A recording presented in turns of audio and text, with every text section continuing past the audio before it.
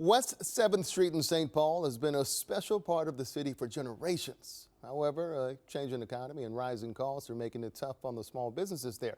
But now, as Raya Katene reports, a new round of grants is helping them invest in what comes next while preserving what makes this corridor unique. Making its way through our capital city, there's an unofficial nickname traveling through the streets of St. Paul.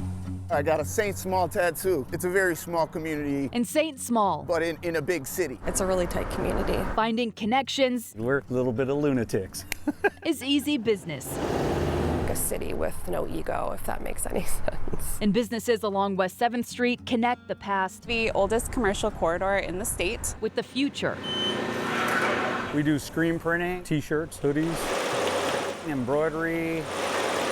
As a clinical social worker, it's part of my ethics to also be part of the community that I serve. One of my biggest goals here is to bring fashion to St. Paul. The small businesses really are the backbone of West 7th. One of the big exciting things we're doing is grant programs to businesses. Grants through the West 7th Street and Fort Road Federation are giving businesses a boost, with Julia McCauley at the helm. It's been an extraordinarily hard time for businesses through COVID, Operation Metro Surge. About $300,000 in the last couple of years, awarded to roughly 25 small businesses like Emily Lewandowski's therapy space. Pretty neat effort. Amanda Morell's vintage boutique. It spurs the creativity in the neighborhood. And Todd Turfler's That's the raw finish. printing and embroidery shop. We wanted to put something on here to really scream St. Paul. So many passerbys pull and holler, oh, right on, beep, beep, beep, beep, beep, beep.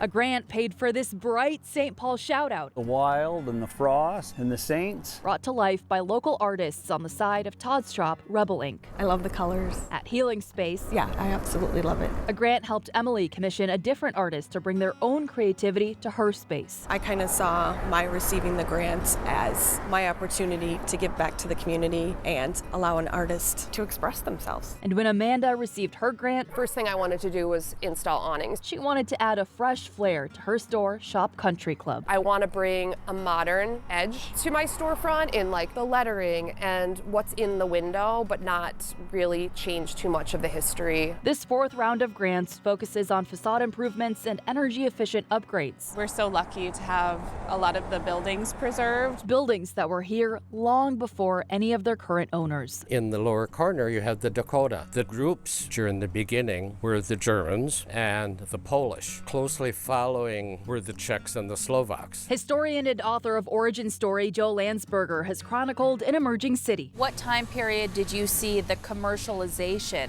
of West 7th begin? Almost immediately with the immigrants, basically by claims.